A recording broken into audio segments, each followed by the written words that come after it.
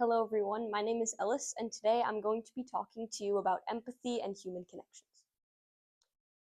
One day I was at the library in my town.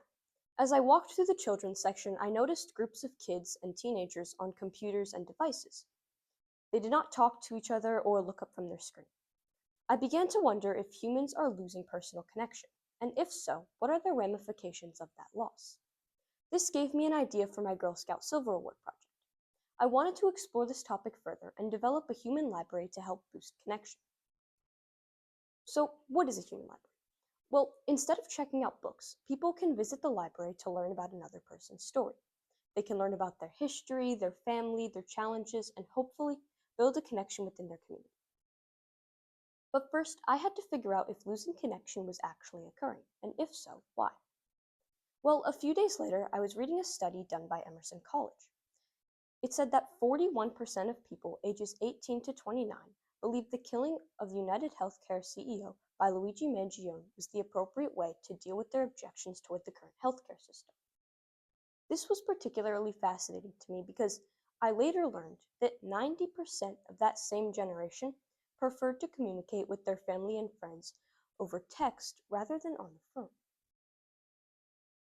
Could connecting with our families and friends on devices rather than through actual conversations be creating a lack of empathy? What else was this generation experiencing to lead them to such conclusions?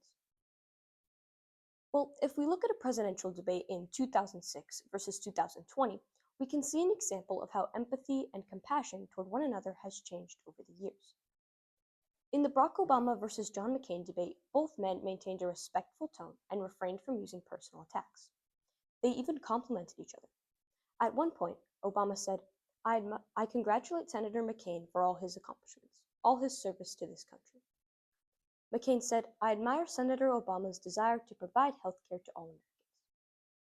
Now, let's fast forward to the 2020 debate between Trump and Biden. I think we know where this is going. Gone were the respectful tones and polite interactions. Instead, both men interjected with personal attacks toward each other. After numerous interruptions, Biden finally said to Trump, Will you shut up, man? Trump then questioned Biden's intelligence, saying, Don't ever use the word smart with me. There's nothing smart about you, Joe. Gen Z has grown up in a world where public figures handle disagreements using harsh speech rather than respectful dialogue.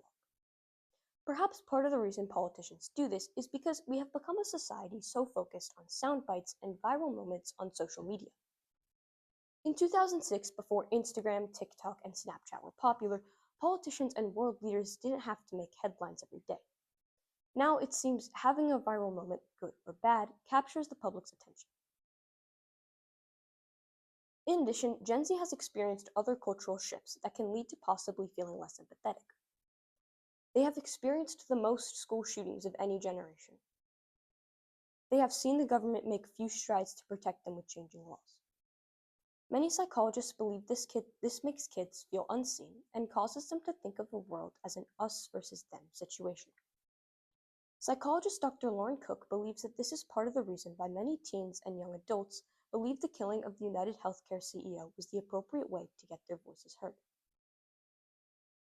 A study done by the National Institute of Health states that when you communicate with somebody on the phone or in person, hormones such as oxytocin, which help you bond with people, and serotonin, which make you happier, are released. When you text, these hormones are rarely, if at all, activated. While the thought of losing human connection with one another can seem impossible to change in this digital age, there are many ways to start building back this skill. These can take place in your community, like my Silver Award, which will encourage people to have more impactful conversations. You can also make a difference in your personal life. Next time you go to text a friend or family member, consider calling them instead. Just hearing the voice of a loved one can boost endorphins. You can also make a point of having a small but important interaction with someone every day. It can be as simple as saying good morning to, or asking someone how their day is going. I leave you with one final thought for today. Leave every interaction knowing you made that person feel heard and important. Thank you.